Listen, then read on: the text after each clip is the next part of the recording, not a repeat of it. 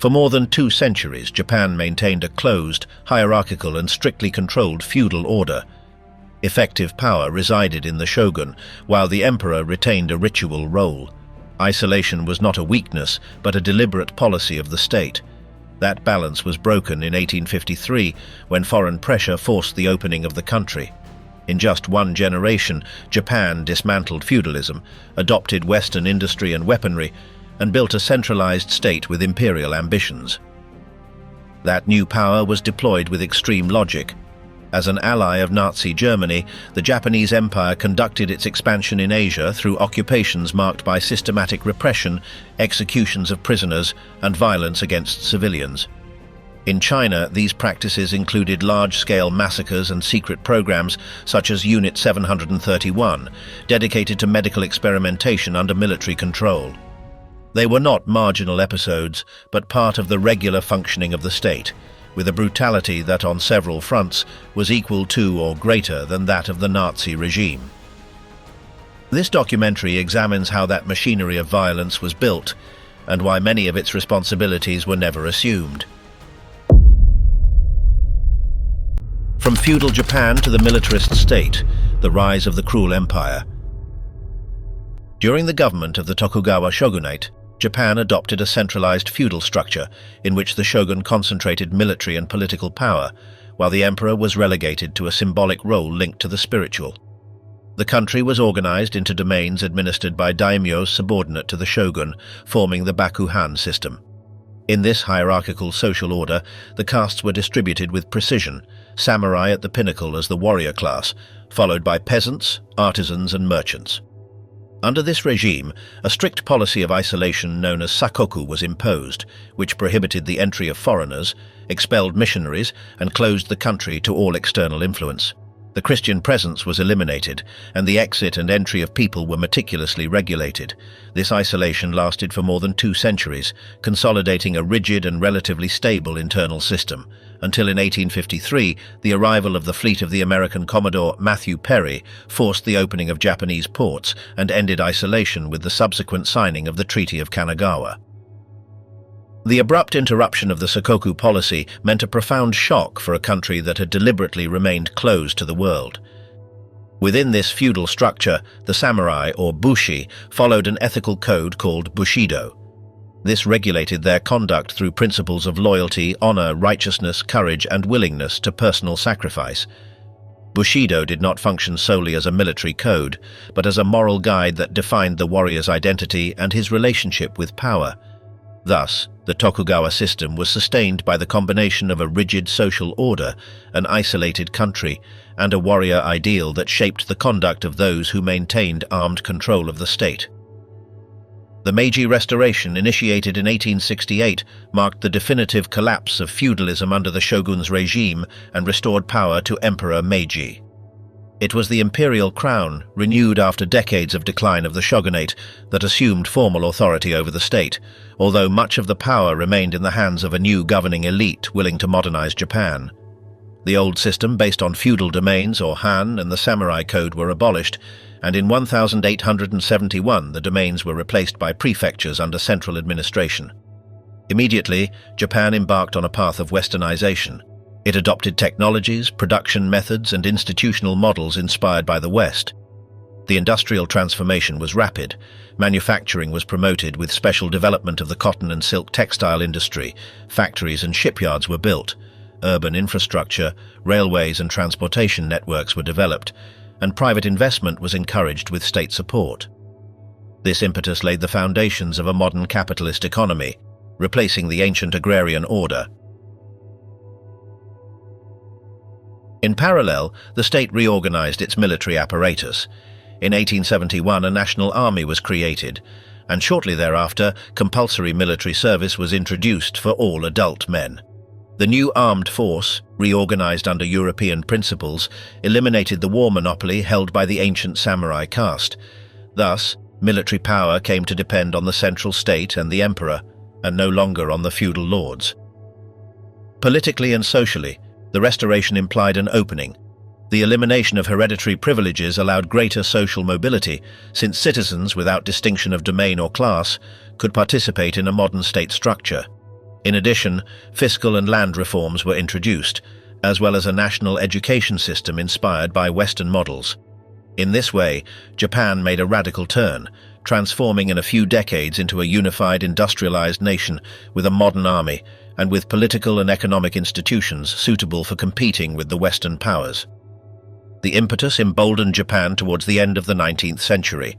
In 1895, Japan's victory over China in the First Sino-Japanese War represented a turning point in the balance of power in East Asia. The conflict, centered on the dispute over influence in Korea, culminated in decisive defeats of the Chinese army and navy. After the Battle of the Yalu River and the fall of strong positions such as Port Arthur and Weihaiwei, China was forced to recognize Korea's independence and cede to Japan territories such as Taiwan, the Pescadores Islands, and the Liaodong Peninsula. The treaty that concluded the war also imposed million-dollar indemnities on China. For Japan, this victory confirmed the effectiveness of its military and political modernization and marked its emergence as a dominant regional power. Less than a decade later, the conflict with a European power, the Russo-Japanese War of 1904, further consolidated this new status. Japan, with its modern army and professionalized navy, confronted Russia over influence in Korea and Manchuria. The conflict included land battles in Manchuria and decisive naval engagements, among them the defeat of the Russian fleet in the Tsushima Strait. After the victory, Russia was forced to negotiate peace, which confirmed the emerging Japanese hegemony in the Far East. These two military victories not only delivered territories and strategic power to Japan, establishing its dominance over Korea and a growing influence in the region, but also generated strong national pride and a sense of superiority. The rapid modernization, combined with success against traditional Asian and European powers, fueled the conviction that Japan had overcome its feudal past and was assuming a civilizing leadership role in Asia. This new horizon later drove expansionist policies and a nationalist reinterpretation of Japan's place in the world. In 1919, during the peace conference that was to redefine the world order after the First World War, the Japanese delegation proposed a racial equality clause that would formally recognize all nations and their citizens as equals under international treaties. Despite having majority support from the countries present, the clause was rejected by the Western powers, especially by Great Britain and its Dominion Australia, and annulled by the decision of the conference president, leaving Japan with the impression that, although it had contributed to the victory, it was not considered an equal. That public denial of the principle of racial equality was perceived as a national affront. In 1922, the Washington Naval Treaty was signed with the aim of limiting warships after the First World War. According to that treaty, Japan was assigned a lower naval quota compared to the Western powers. While the United States and the United Kingdom could maintain 18 and 22 capital ships respectively, Japan was limited to 10. That restriction was felt as a new manifestation of inequality. Despite its modernization, its national army and navy, the country was deliberately relegated in naval status compared to the West. At the same time, in the United States, anti-immigration laws were strengthened that prohibited the entry of Asians, including Japanese, consolidating an institutionalized rejection of their race that also resonated in Japan as international humiliation. This set of rejections fueled deep resentment. The perceived erosion of national dignity, racial injustice, and externally imposed limitations contributed to the gestation of a growing Japanese nationalism. A collective conviction began to take shape. Japan had to assert itself as a power, demand respect, and would not accept continuing to be treated as second to Western countries. During the 1920s in Japan, the country experienced political agitation marked by early economic crises and frequent government changes. The so-called Showa financial crisis of 1927 was a severe blow. A bank run caused the collapse of dozens of small banks, forced the fall of the government of the Prime Minister in office, and consolidated the dominance of the large financial conglomerates or zaibatsu over banking. This period of instability coincided with the beginning of a deeper global crisis, the Great Depression, which began after the stock market crash of 1929 in the United States. Its impact was severe worldwide: fall in production, bank failures, collapse of international trade, and massive increase in unemployment. For Japan, The Great Depression meant greater pressure on its already fragile economy, aggravating social and political tensions. The global economic collapse weakened public confidence in democratic and liberal governments, accelerating processes of institutional crisis. The combination of economic crisis, weakness of civilian governments, and economic dominance of the zaibatsu eroded the country's political stability.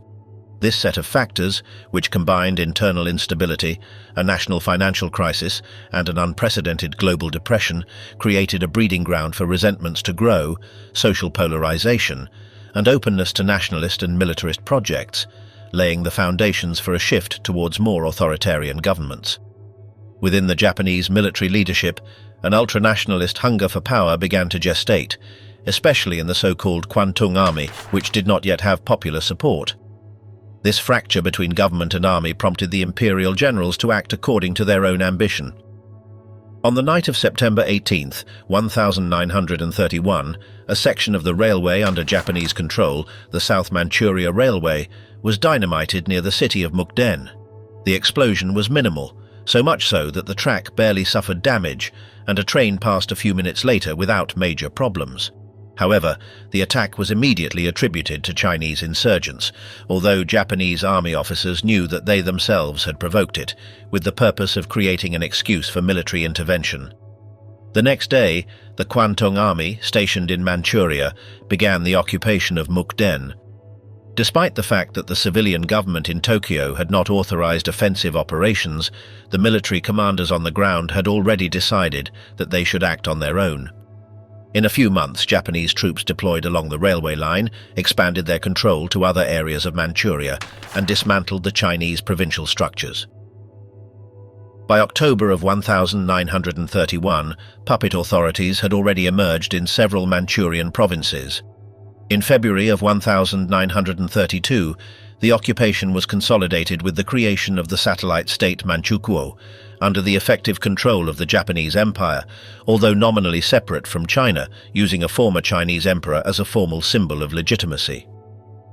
This Japanese military advance, along with the false flag operation in Mukden, evidenced the tension between the Japanese generals and the government, anticipating what seemed inevitable, a coup d'état. May 15, 1932 marked a decisive break in the political history of Japan, when a group of young naval officers, supported by army cadets and civilian ultranationalist elements linked to the League of the Blood Brotherhood, burst into the residence of Prime Minister Inukai Tsuyoshi and assassinated him.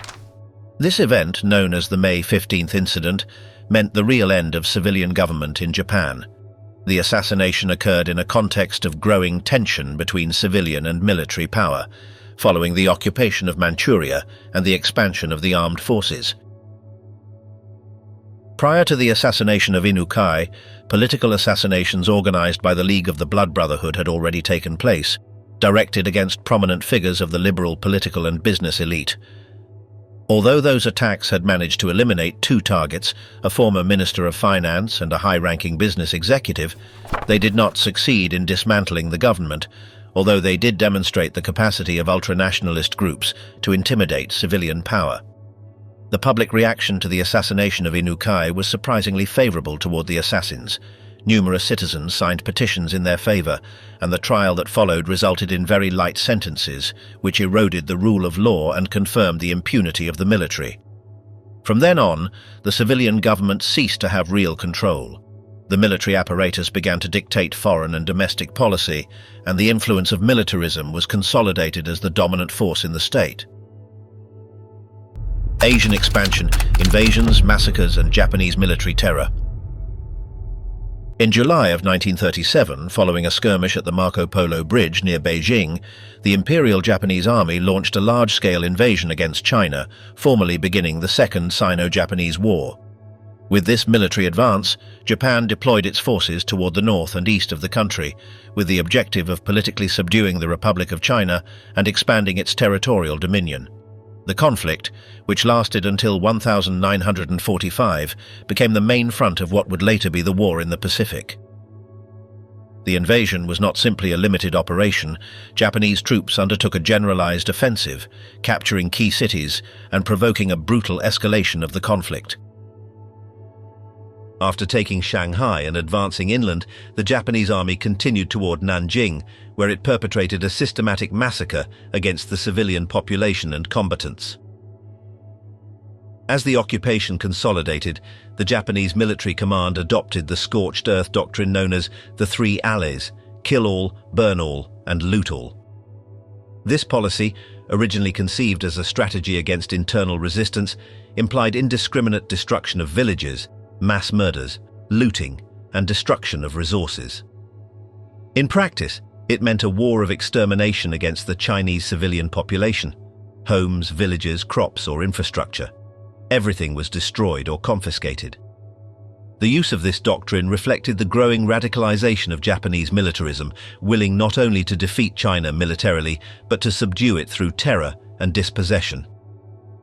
Beyond tactical victories, the invasion of 1937 and subsequent campaigns demonstrated that Japan was no longer seeking simply limited annexations. It aimed for total occupation, absolute control of the territory, and the subjugation of the population under its dominion. This stretch of the conflict marked the turning point at which Japanese expansion mutated into massive and systematic aggression, with catastrophic consequences for millions of civilians. It was the prelude to the ultra-expansionist and brutal Japan that would consolidate in the following years, shaping what would become the atrocities of large-scale war in Asia. A clear example of this occurred on December 13, 1937, when, after the fall of Nanjing to Japanese troops, a vast bloodbath began. During the 6 weeks following the army's entry into the city, Japanese soldiers unleashed systematic violence on prisoners of war, unarmed combatants, civilians including women, the elderly, and children. The massacre included mass executions, tortures, looting, arson, widespread rapes, and deportations for the purpose of pillage. Numerous women were raped. Many testimonies document group sexual assaults without distinction of age. Young girls, adults, elderly women, some even pregnant. Cases of extreme violence were reported. Rapes followed by mutilations, arbitrary murders, sexual violence accompanied by homicides, in a context of total impunity. Looting and destruction accompanied the violence. Residential districts, civilian buildings, businesses were set on fire. Food, personal belongings and goods were stolen. The troops looted and razed entire neighborhoods, while the civilian population suffered the terror of a ruthless occupation. One of the most atrocious episodes was the supposed beheading contest carried out by Japanese officers. According to accounts from the time, some soldiers competed to see who could kill the fastest with the samurai sword or katana. That competition was taken into account in the subsequent war crimes trials. Executions were not limited to Chinese combatants. Many prisoners of war were summarily executed without trial, and numerous civilians were killed under arbitrary accusations, such as supposed disguise as soldiers or mere suspicion. Estimates of the total number of victims vary. According to some sources, between 100,000 and 200,000 people were killed. Other calculations, especially from Chinese historiography, raise the figure to more than 300,000. After weeks of horror, the violence finally began to decrease towards the beginning of 1938, when the Japanese troops claimed to have restored order in the city. But until then, Nanjing had been subjected to a systematic campaign of terror, violence, and dehumanization. Mass murders, mass rapes, cruel tortures, looting, and indiscriminate destruction of homes and infrastructure. But the truth is that it was only the beginning of a modus operandi that would be repeated during the following decade. Following the Japanese invasion of large regions of Asia, the forces of the Imperial Army extended a policy of repression and violence that affected both urban and rural areas. In multiple occupied territories, especially in China, Korea, and Southeast Asia, systematic massacres against the civilian population were documented, in which Japanese soldiers executed men, women, and children under arbitrary accusations or as reprisals for guerrilla activities. These actions included mass killings, tortures, destruction of homes, and summary executions, integrating a pattern of brutality that manifested equally in small villages and in densely populated cities. According to historical documentation on Japanese war crimes, massacres were a recurrent tool used to intimidate and subjugate entire communities during military operations and prolonged occupation. Within this framework of violence, one of the most widespread practices was the sexual slavery organized by the imperial army itself, known as the system of comfort women. From the early 1930s and throughout the Second World War, Japan established a network of military brothels called comfort stations, to which women and girls from various occupied territories were taken. The victims came mainly from Korea, China, and the Philippines, although there were also documented cases in Indonesia, Taiwan, and other regions under Japanese dominion. The women were recruited through deception, coercion, or directly through kidnapping. Once transferred to the facilities, they were subjected to repeated rapes, physical abuses, and conditions of confinement. Many could not leave the brothels, and physical subjugation was constant due to the obligation to serve numerous soldiers daily. The system was administered hierarchically by the army, which controlled the transfer, registration, surveillance, and distribution of the women within the different occupation zones. The living conditions in these stations were extremely harsh: lack of adequate medical care, physical violence, severe punishments for resistance, and constant exposure to diseases. Numerous victims died from infections, forced pregnancies, tortures, or executions.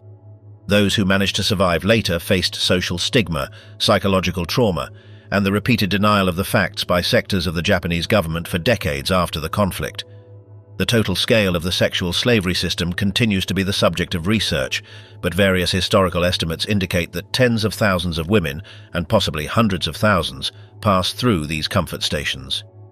This sexualized war policy formed an integral part of Japanese military strategies and developed in parallel with the massacres that struck both cities and rural areas throughout the occupied region.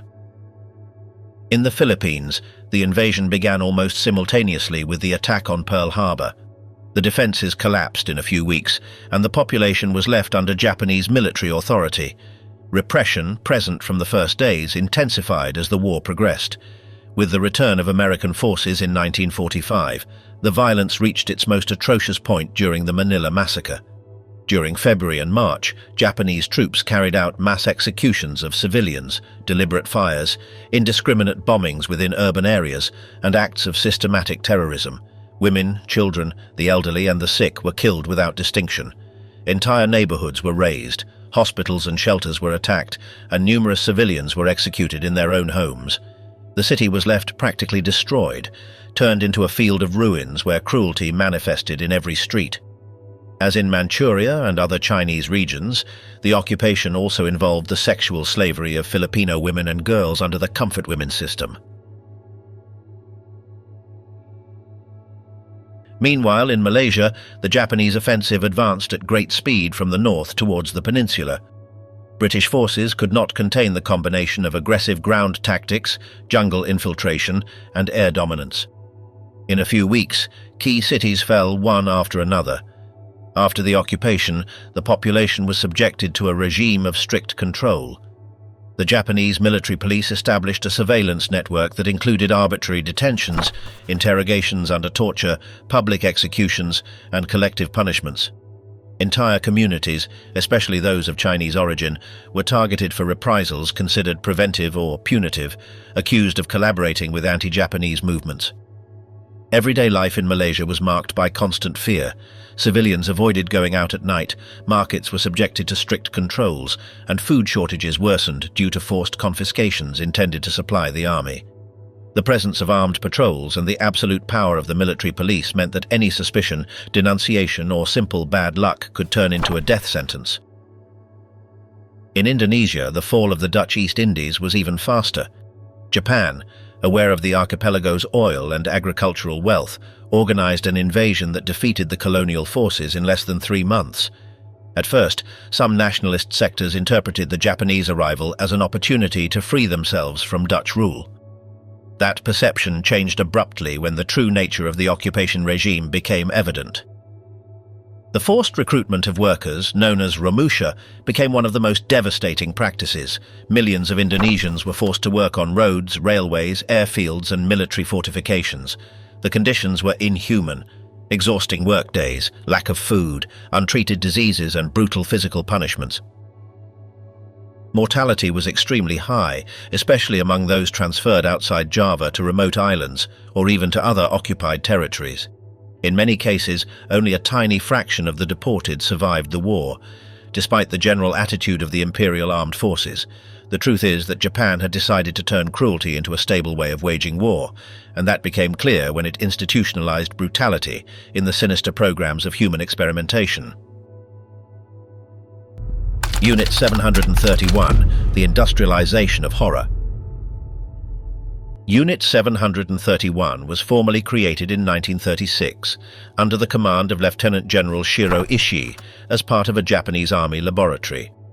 Its main base was located in the Pingfang district on the outskirts of the city of Harbin in Manchuria under Japanese control. Under its public facade, Unit 731 had the mission of researching infectious diseases, preventing epidemics and ensuring potable water, tasks presented as scientific and health contributions for the population of the occupied territory. This cover was intended to legitimize its existence before authorities and civilians, hiding its true purpose. But in reality, Unit 731 operated as a covert program for the development of biological weapons and bacteriological warfare for military purposes. There, lethal experiments were carried out on humans, especially prisoners of war, civilians opposed to the empire, and deportees who were subjected to vivisections without anesthesia, deliberate infections with bubonic plague, cholera, typhus, and other diseases, as well as exposure to chemical weapons, amputations, extreme environmental condition tests, and bioweapon experiments that included the intentional release of pathogens on civilian populations. It was a factory of death designed to test the viability of weapons of mass destruction. The activity of Unit 731 was, from its beginnings, a secret jealously guarded by the Imperial Army. Officially, it was maintained under the name Epidemic Prevention and Water Purification Department of the Kwantung Army, disguising its real purpose behind a sanitary facade. The main base of Unit 731 was located in the Pingfang district near Harbin in occupied Manchuria. The complex covered approximately 6 square kilometers and consisted of more than 150 buildings. Among those buildings were laboratories, factories, administrative buildings, facilities for cultivating biological agents, warehouses, and what functioned as prisons and experimentation fields. Inside were dozens of specialized rooms, chemical and biological laboratories for cultivating pathogens, containers and vessels for breeding infected fleas, boilers and equipment for producing chemical and bacteriological substances, in addition to facilities specifically designed for human experiments, including vivisection rooms, freezing chambers, provisional morgues, experimental operating rooms, and probably epidemic isolators. There were also crematoria or incinerators intended to dispose of remains in order to conceal the evidence. The complex was conceived to function as a self-sufficient installation. It had its own logistical structure, supply storage, and distribution by internal divisions, including a medical unit, an administrative unit, and a supplies unit, which shows its military organizational character. The personnel involved were extensive and diverse: doctors, microbiologists, chemists, surgeons, laboratory technicians, nurses, military guards, army officers, and administrative staff. At the end of the war, an official list became known that included thousands of names, more than 3,600 members of the responsible department, with their ranks and functions, which demonstrates that Unit 731 was not a small clandestine cell, but a complex institutional structure at the service of the army.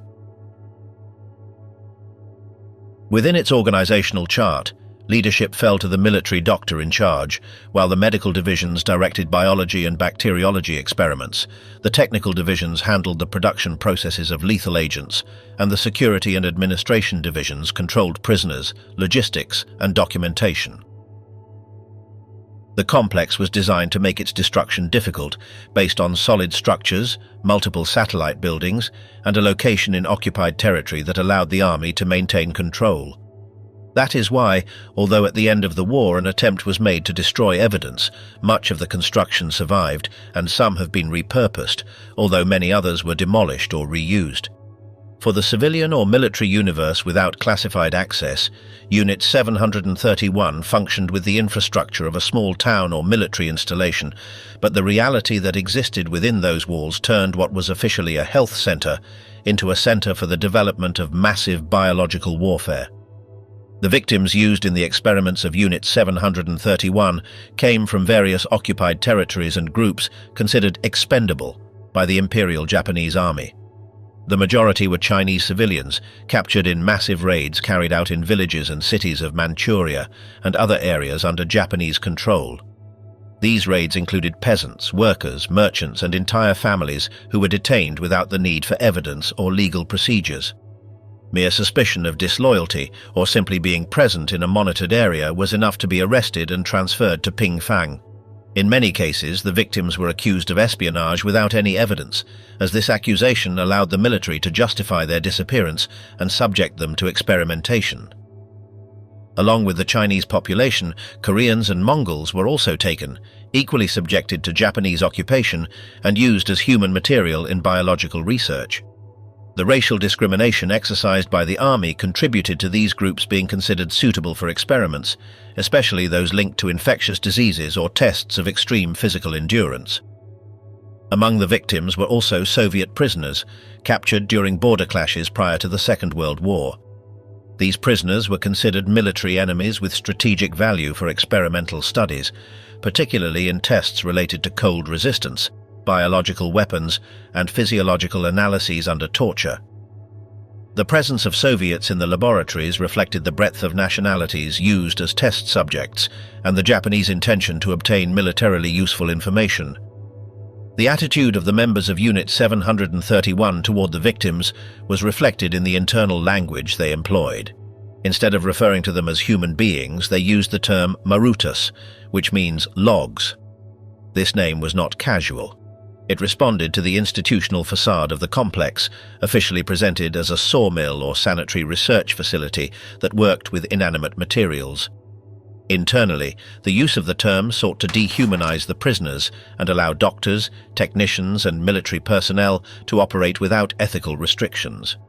According to testimonies collected later, this word was habitually used to refer to people subjected to vivisections, deliberate infections, amputations, freezings, and lethal experiments. The practices included procedures designed to cause direct harm and observe the progressive destruction of the human body.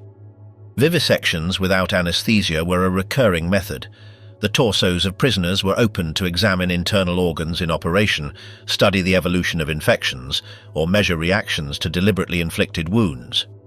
During these interventions, organs were extracted, removing lungs, liver, or portions of the digestive tract to study physiological deterioration in real time. Controlled amputations formed another line of research. Arms or legs were cut off to measure blood loss or shock, and in some cases the limbs were reimplanted in inverted positions to observe whether the tissue survived or how the circulatory system reacted. Extreme freezing followed an equally meticulous protocol. Limbs were submerged in ice water until the skin crystallized, and then the frozen member was struck to evaluate fractures and tissue degradation. Deliberate infections constituted the core of the biological weapons program. Prisoners were inoculated with bubonic plague, anthrax, cholera, and typhus, either through direct injections, infected fleas released in cells, or exposure to bacterial aerosols designed to simulate open-field attacks. These tests allowed measurement of the speed of propagation, mortality, and military efficacy of each pathogen. The complex also included pressure chambers, where subjects were exposed to abrupt variations that caused internal ruptures, organ bursting, and eye explosions due to extreme changes in atmospheric pressure. In other rooms, fire experiments were conducted, applying flamethrower jets to the body to study burns, levels of shock, and resistance before death. Extreme malnutrition and dehydration were applied to prisoners of all ages, including children and infants, to observe the progressive effects of hunger, exhaustion, and organ failure. Weight, heart rate, kidney function, and mental state were recorded until the final moment. The program also included chemical weapons tests, exposing prisoners to irritant gases, blistering agents like mustard gas, and lethal compounds like phosgene, with the aim of measuring damage to skin, lungs, and internal organs, as well as how quickly subjects lost the ability to breathe. However, Unit 731 did not limit its operations to the Pingfang laboratories. An essential part of the program consisted of field experiments applied directly to civilian populations, designed to measure the real capacity of biological weapons in combat situations. These practices were carried out in Chinese villages under occupation, where Japanese army researchers sought to evaluate the spread of diseases, the speed of infection, and the lethality of different pathogens.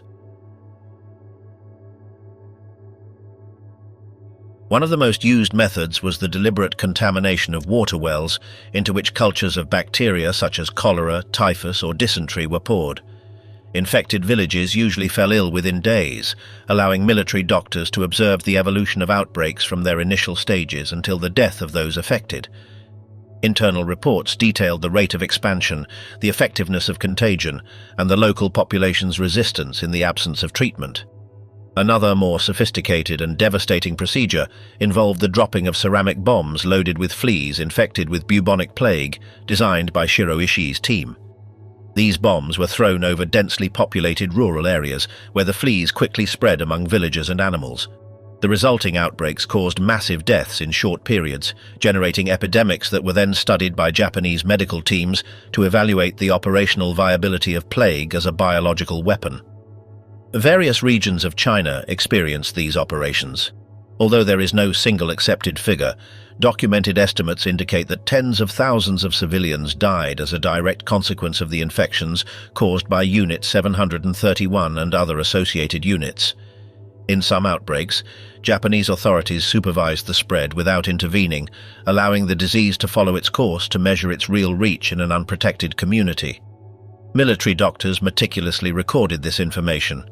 The reports included data on the number of infections, daily mortality, times between exposure and the first symptoms, speed of transmission among families and animals, and the pathogen's ability to remain active in field conditions. These documents analyzed the effectiveness of each operation, comparing dispersion methods, bacterial load, seasons of the year, and the biological response of the victims. The purpose was to optimize the military use of biological weapons, perfecting attack techniques that could be applied later in total war campaigns. In addition to Unit 731, the Imperial Japanese Army operated other divisions dedicated to the development of biological and chemical weapons. Unit 100, also known as Boeki Unit, was located near Changchun and specialized in research related to diseases affecting livestock and agriculture. Its official purpose was to study zoonoses and epizootics, but in reality it developed biological agents intended to destroy pack animals, horses, mules, and cattle used by enemy armies. They investigated diseases such as bovine anthrax and equine plague, testing the effectiveness of these pathogens in controlled conditions. For this, they used prisoners, mainly Chinese civilians, as experimental vectors, both to transmit diseases from infected animals and to evaluate the potential for human contagion. The total number of victims is uncertain, but it is estimated that hundreds of people were used in their tests. On the other hand, Unit 516, located in Chikiha, constituted the main center for the development of chemical weapons for the Japanese army. There, toxic gases such as mustard, lewisite, phosgene, and other irritating compounds were produced, as well as chemical bombs for use on the battlefield. The unit conducted direct experiments on prisoners to evaluate the lethality of different gases, the exposure times necessary to cause death, and the physical resistance of the subjects. In addition, it tested gas masks, protective suits, and dispersion methods. The prisoners, who were mostly civilians considered suspects, peasants detained in raids, and in some cases captured enemy soldiers, were exposed to chemical agents in closed chambers or controlled open areas. The victims of these tests, according to subsequent records, numbered in the hundreds. Finally, Unit 543 operated in an area near Changchun and was part of the advanced biological research programs. Its tasks included experiments with contagious diseases, analysis of their transmission, and tests of weapons designed to infect entire regions. They also developed methods to disperse pathogens by air or through special devices. The victims of Unit 543 included prisoners of war and civilians detained under arbitrary suspicions. Although the documentation is incomplete, it is estimated that this unit used a significant number of prisoners during the war, continuing its operations until the Japanese withdrawal from Manchuria in 1945. Toward the end of the war, when Japanese defeat became inevitable, a general order was issued to destroy all evidence related to the biological weapons program. The facilities began to be blown up, burned, or dismantled. Records were destroyed. Laboratory animals were sacrificed, and the prisoners who were still alive were executed so that no witnesses remained. The evacuation of Pingfang was carried out quickly, following direct instructions to eliminate everything that could incriminate the Japanese army.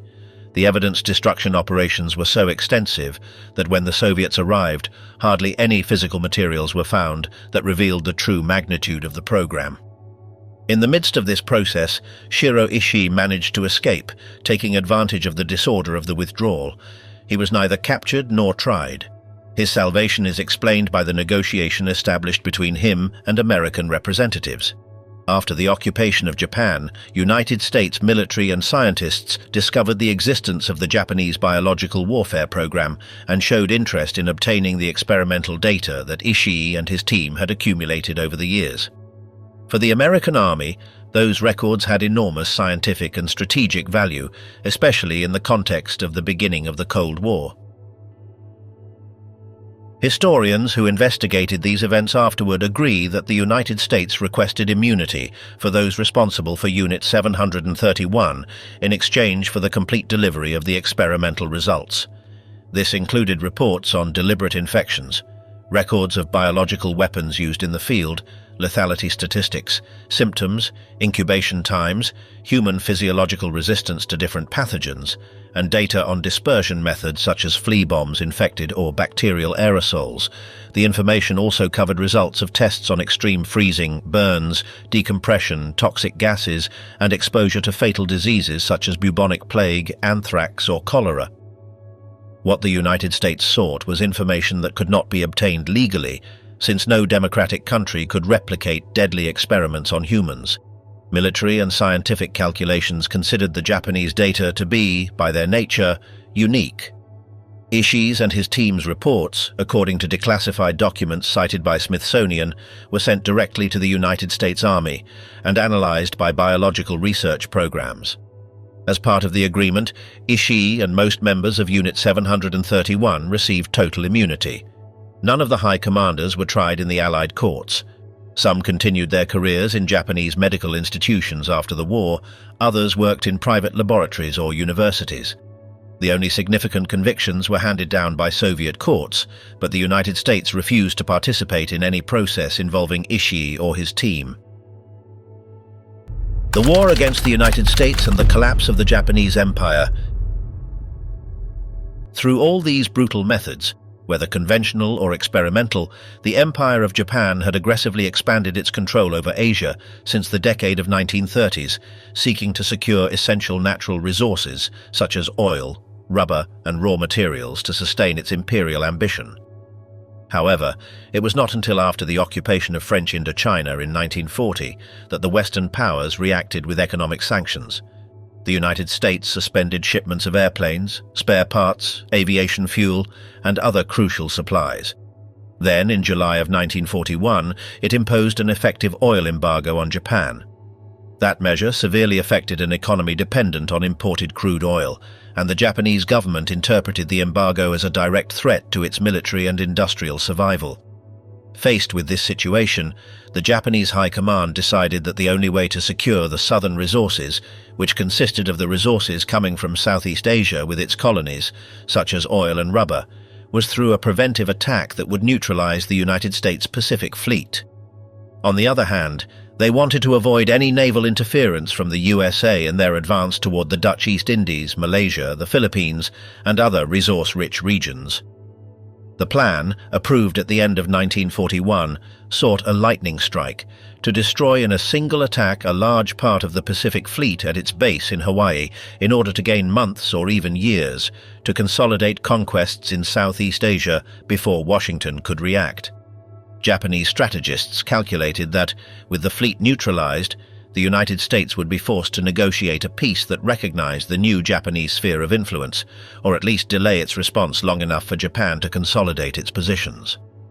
In its high command, there existed the conviction that the war would be short. They thought that a surprise attack would deliver a decisive blow, that Japan would quickly obtain the necessary resources, and that even if the United States entered the conflict, it would take considerable time to rebuild its naval capacity. This perception of American weakness and its inability to react effectively in the Pacific immediately justified for them the gamble of a maximum ambition preventive attack. On the 7th of December of 1941, the Japanese aerial fleet launched a surprise attack on the United States fleet stationed at Pearl Harbor, Hawaii, sinking or disabling numerous warships. The Japanese managed to deliver a destructive blow that, in the strategic vision of the Japanese High Command, opened the way for their advance southward without obstacles. Following the attack on Pearl Harbor, Japanese forces rapidly advanced on the Philippines, where they defeated American and local troops at Bataan and Corregidor. The final surrender left tens of thousands of prisoners under Japanese control, subjected to forced marches, overcrowding, and extreme shortages in detention camps. The military administration reorganized the island under a puppet government, limiting freedoms and requisitioning resources. Simultaneously, Japan launched the Malaysia campaign, advancing from the north of the peninsula until the fall of Kuala Lumpur and Johor. The operation culminated in the Battle of Singapore, where more than 80,000 British, Indian, and Australian soldiers were captured, one of the largest surrenders in British history. These prisoners faced forced labor, inhumane transportation, and systematic abuses in the camps. In Malaysia and Singapore, the military administration applied strict control measures, including reprisals against communities considered hostile. Further south, Japan occupied the Dutch East Indies, rapidly capturing the main islands of the archipelago. The Japanese administration dissolved Dutch institutions, requisitioned oil and agricultural resources, and used thousands of prisoners, both Dutch and local civilians, as labor for military projects. In many areas, large-scale forced labor was implemented, accompanied by violence and abuse. In Burma, Japanese forces defeated British and Indian troops and established a military government that sought to secure routes toward India and cut off Chinese supplies. The occupation involved the recruitment of civilians for compulsory work and the imposition of severe controls over the population, which led to completely inhumane practices. One of the most documented atrocities was the Bataan Death March, initiated after the surrender of American and Philippine forces in April of 1942. Between 75,000 and 78,000 prisoners were forced to march under extreme heat, between 60 and 100 kilometers without potable water or sufficient food. Many were wounded or ill, and those who fell to the ground were beaten, stabbed, or executed on the spot. Along the route, episodes of mass murders were recorded, such as the shooting of hundreds of Filipino officers, in addition to beatings, deliberate runovers by military vehicles, systematic stripping of belongings, and absolute prohibition from drinking water from wells or nearby streams. Upon arriving at San Fernando, the survivors were crammed into closed wagons without ventilation, in a transport that caused new deaths from asphyxiation, dehydration, and exhaustion. It is estimated that between 10,000 and 18,000 prisoners died solely during the march, a figure that increased later in the detention camps due to diseases, malnutrition, and mistreatment. In parallel, in various occupied cities, Japanese forces carried out urban massacres as a method of control and terror. One of the most extreme cases was the Manila Massacre, where around 100,000 civilians died in executions, deliberately set fires, tortures, rapes, and indiscriminate actions against entire neighborhoods. In other captured populations, a pattern of systematic murders, looting, destruction of homes, and collective punishments applied without distinction between combatants and civilians was repeated. The repression included arbitrary detentions, massive sexual violence, and the elimination of entire communities under unfounded suspicions of collaboration with Allied forces or resistance movements. During the expansion, the use of civilians as human shields was also documented, forcing them to remain in buildings, bridges, or roads where bombings or combats were anticipated. This practice aimed to reduce the enemy military response and protect Japanese positions, deliberately sacrificing the local population. In many cases, civilians were forcibly detained or executed if they attempted to escape. But the Allies were not intimidated by the brutal practices of the Empire of the Rising Sun. From 1942, after halting the Japanese offensive in naval battles such as Midway, the Allied forces, mainly American, implemented a systematic strategy to retake territory in the Pacific, the island hopping tactic. This strategy consisted of avoiding the enemy's strongest fortifications, leaping from island to island, taking intermediate strategic objectives, often with weak defenses, in order to then consolidate air and naval bases that would allow progressive advancement toward Japan. Among the first major battles stand out the Guadalcanal campaign in 1942, and then those of Tarawa, Saipan, the legendary Battle of Iwo Jima, and finally the decisive blow in Okinawa. The fall of these islands allowed the United States to dangerously approach the Japanese archipelago, consolidate supply routes, launch strategic bombings, and prepare a future direct invasion if Japan did not surrender. Faced with this advance, the Japanese defense adopted extreme measures to hinder Allied progress. Their troops resorted to the suicidal tactic known as Banzai Charge, consisting of human wave attacks, with war cries, launched against enemy lines with the aim of inflicting casualties and breaking morale, especially when defeat seemed imminent. Furthermore, where possible, the defenders entrenched themselves in bunkers, tunnels, and fortified structures hidden underground or in elevated terrain, which turned many islands into defense labyrinths where every inch had to be conquered with hand-to-hand combat. This war of positions, combined with suicidal defenses, greatly hindered amphibious landings and offensives, multiplying Allied casualties and prolonging the campaigns. The Battle of Okinawa was the bloodiest. There, tens of thousands of Japanese soldiers, marines, artillery, and requisitioned local defenders resisted to the end in a network of bunkers, caves, and tunnels. Casualties were brutally high on both sides. This method of progressive advance, combined with Japanese suicidal resistance, turned the reconquest of the Pacific into an extensive, brutal, and extremely costly war, but it marked the path toward the final approach to the islands of the Japanese Empire and its eventual defeat. As the Japanese Empire began to lose territory between 1943 and 1945, the brutality of its armed forces intensified. The official doctrine of the High Command, backed by the figure of the Emperor, promoted the slogan of "die rather than surrender," understood as a moral and military obligation. This idea permeated the army, the civilian population in territories under Japanese control, and the imperial administrators on strategic Pacific islands. Surrender was seen as absolute dishonor. Capture by enemy forces was equivalent to losing one's humanity. That extreme view turned every defeat into a scenario where death was imposed above survival.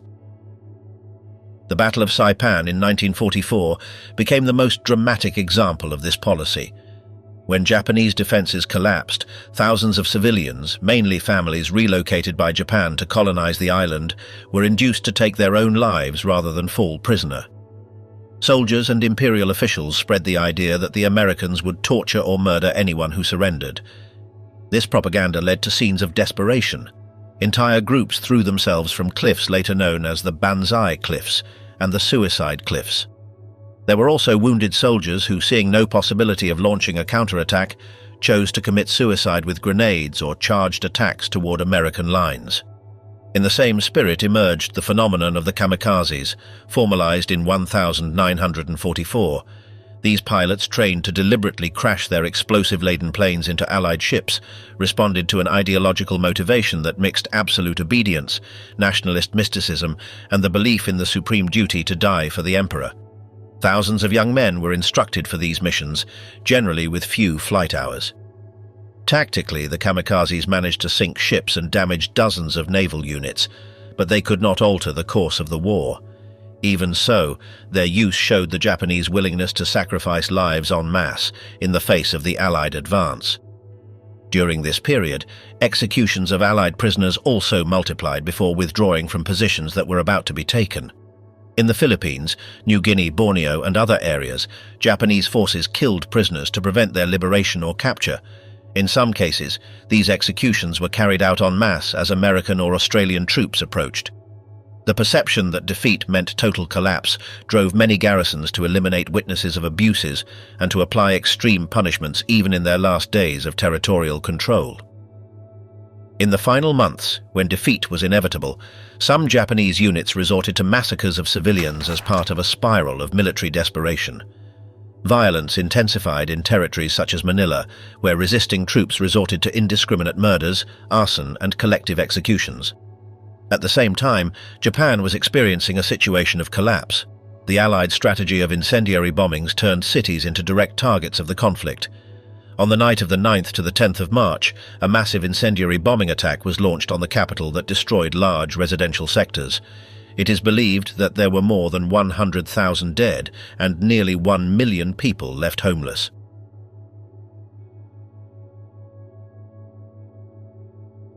Most homes were made of wood and paper, designed to withstand earthquakes, but not bombings. The fire spread rapidly, generating devastating fires that consumed homes, factories, and essential services. Supply routes were interrupted by the Allied naval blockade, transportation lines were destroyed, and the lack of fuel made it difficult to ship food and provisions. This generated widespread famine, chronic shortages of supplies, and collapse in food distribution, exacerbating urban misery.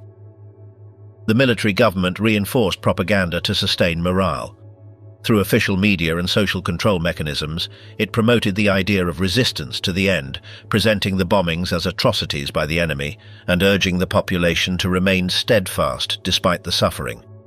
The authorities mobilized young people, women and citizens as part of civil defense, focused on fire watching, first aid, and community patrols in a context of intensified social control. In anticipation of an Allied invasion of Japanese territory, many communities, local militias, and even ordinary citizens began improvising their defense. Homemade manufacture of rudimentary weapons, barricades, air raid shelters, and preparation for urban combat. The idea of defending the homeland generated a desperate popular mobilization, with men and women recruited for forced labor, collection of materials, and construction of defensive obstacles.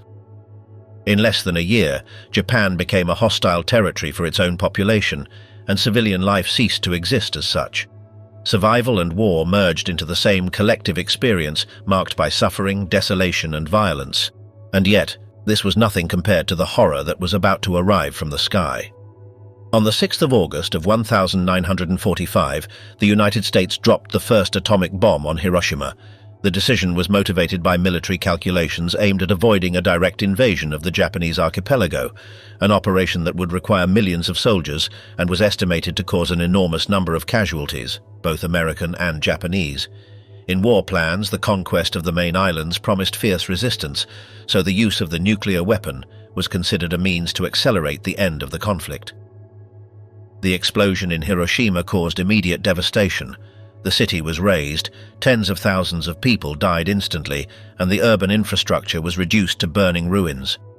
Japanese authorities received the first reports of destruction, but the government did not reach a consensus on surrender. Influential sectors of the high military command insisted on continuing the war, convinced that they could inflict enough damage on a hypothetical invasion to force a more favorable negotiation.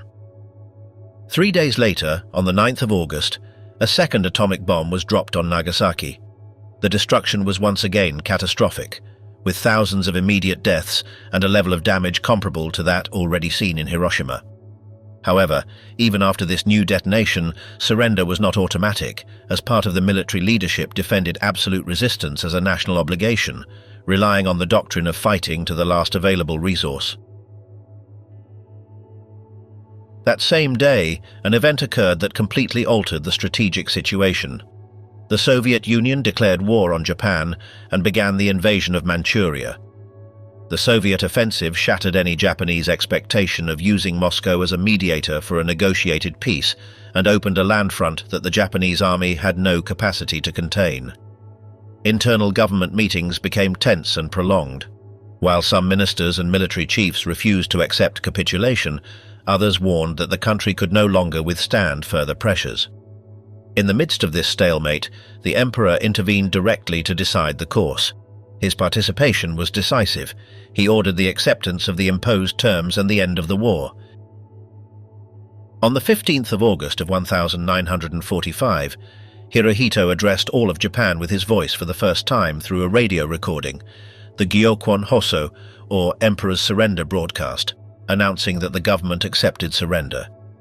In his message, he explained that the war had evolved not necessarily to Japan's advantage and admitted the existence of a new and cruel bomb as the reason for his decision. The reaction within the army was one of shock and division. Some sectors initially refused to comply with the order. An attempt was made to stage a coup d'etat the night before the announcement to prevent the broadcast of the speech, but the refusal of the Minister of War and the lack of support from key officers deactivated the rebellion. Months later, on the 2nd of September of 1945, Japanese representatives formally signed the surrender aboard the battleship USS Missouri, sealing the end of hostilities and the dissolution of the military apparatus of the former empire. With that act, Japan accepted Allied authority over its armed forces and began a mandatory process of disarmament and military dismantling. In this way, the existence of the Japanese Empire as a war power officially concluded, marking the end of the war. The legacy of Japanese atrocities. After the surrender of Japan, the International Military Tribunal for the Far East was convened, an event also known as the Tokyo Trials, to judge the leaders of the former empire responsible for war crimes, aggression, and violations of the laws of war. Several generals, officers, and political figures were convicted. For example, the former Prime Minister Koki Hirota was found guilty of crimes against peace and executed. Other officers, such as Tasuku Okada, who ordered the execution of American prisoners, were also tried, convicted, and executed. However, the treatment of those responsible for the atrocities committed by Unit 731 and other biological warfare programs was completely different. Although some members of Unit 731 were captured by the Soviet Union, 12 of them were tried in 1949 and sentenced to prison, but their key commanders escaped punishment. Among them was the leader of the program, Shiro Ishii, who was never prosecuted. The United States, under the occupying military administration, decided to grant full immunity to many scientists and officers of Unit 731 in exchange for the data resulting from their biological experiments. The fundamental difference regarding the punishment applied in the case of Germany is notable. While in Axis Europe, many high-ranking Nazi officials were tried, convicted, or executed for war crimes, in the Japanese case a crucial group of criminals organized in biological warfare escaped trial, remained free, and some even continued their professional careers. This double standard was possible due to political decisions by the victorious powers, particularly the United States, which prioritized scientific data over justice.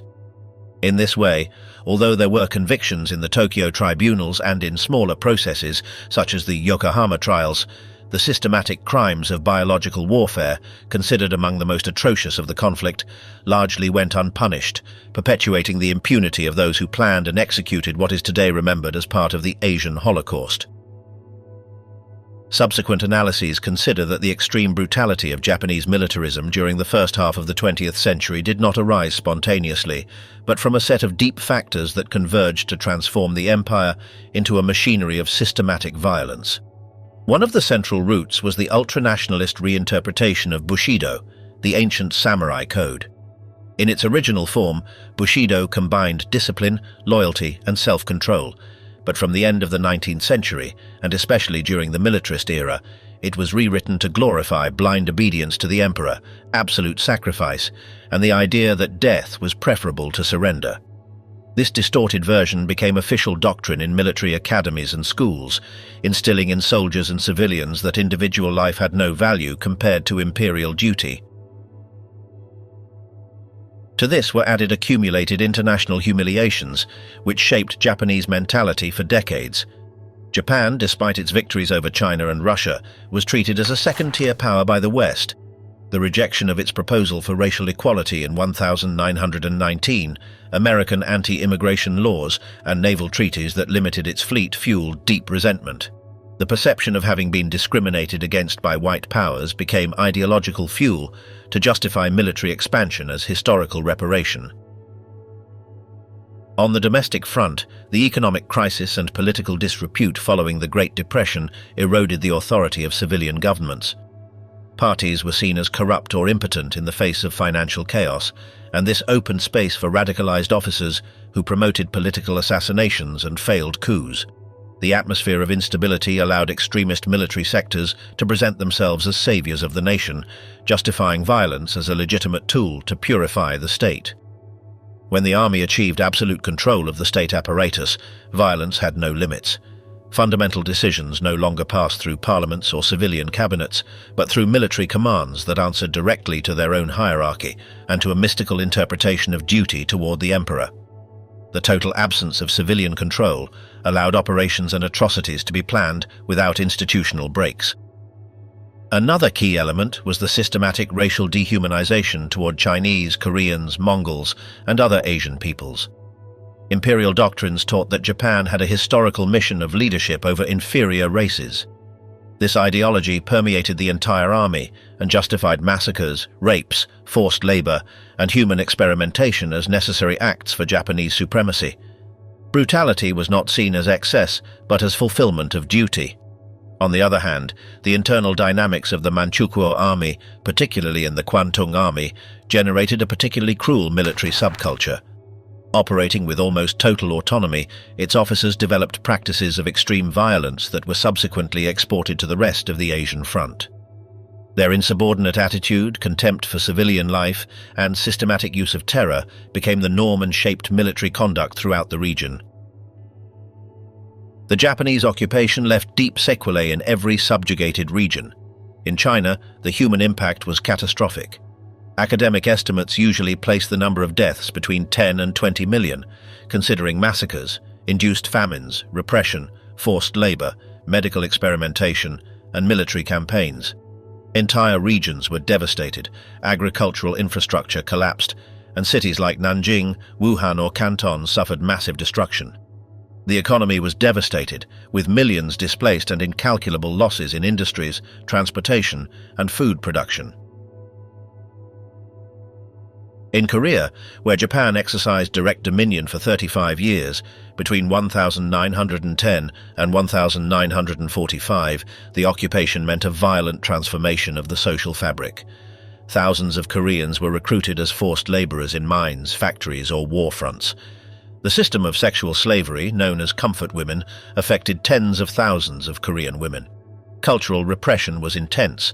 Korean names were prohibited, the Japanese language was imposed in education, and total assimilation was sought under the concept of naisen itai. Economic loss and social fractures marked the country for decades. In the Philippines, the occupation was accompanied by systematic violence. The Manila massacre of 1945 left around 100,000 civilians dead, one of the worst crimes in the Pacific Theater. To this were added famines, epidemics, destruction of infrastructure, and military repression. The country was left economically devastated, with destroyed cities and a fractured political system. In Southeast Asia, Japan reorganized territories such as Indonesia, Malaysia, and Burma for intensive economic exploitation. Crops, oil, rubber, and strategic minerals were requisitioned. Millions of local workers were forced to build roads, railways, and fortifications. The Romusha, the forced labor system in Indonesia, affected between 4 and 10 million people, with extremely high mortality rates. The region emerged from the war deeply impoverished, with health crises, chronic shortages, and paralyzed economies. Japan adopted a complex and ambivalent relationship with its own past. Although the country signed the surrender and accepted international trials, the memory of the atrocities committed by the empire was treated in a fragmented manner. In the first post-war decades, partial denial prevailed, especially regarding crimes such as the Nanjing massacre, sexual slavery, or human experimentation. Some political sectors maintained that the figures were exaggerated or that evidence was lacking, while others defended the need to fully recognize the facts. Disputes over textbooks became one of the most visible symbols of this tension. Revisions promoted by conservative groups minimized acts of aggression, softened descriptions of massacres, or eliminated direct references to human rights violations. These changes generated internal protests and strong international criticism, especially from China and South Korea. Within Japan, there were intense debates about official apologies. Some prime ministers issued statements of regret, while others used ambiguous formulas or avoided explicit references to military responsibility. This oscillation made a coherent stance difficult. As a consequence, tensions with China and Korea persist to this day. Visits by Japanese politicians to the Yasukuni Shrine, historical disputes, and victims' claims remain sensitive points that influence diplomatic relations in Northeast Asia. The Japanese Empire proved singular in modern history due to the extreme combination of ideology, military structure, and dehumanization that underpinned its crimes. Unlike other authoritarian states, Japan turned absolute obedience to the emperor into an almost sacred principle, fusing warrior tradition, ultranationalism, and a rigid reinterpretation of honor that eliminated any moral limits on the battlefield. This mentality, combined with an autonomous military system without civilian control, allowed atrocities such as those in Nanjing, the human experiments of Unit 731, or the massacres in the Philippines to be carried out with bureaucratic discipline and institutional approval. In this sense, Japanese crimes are comparable to those of Nazism. Both regimes used total war as an ideological tool, justified violence through racial doctrines, and administered extermination with systematic methods. Although the objectives differed between imperial expansion in one case and programmed genocide in the other, the pattern of dehumanization, experimentation on civilians, slavery, mass rapes and mass murders reveals a structural cruelty capable of destroying entire societies.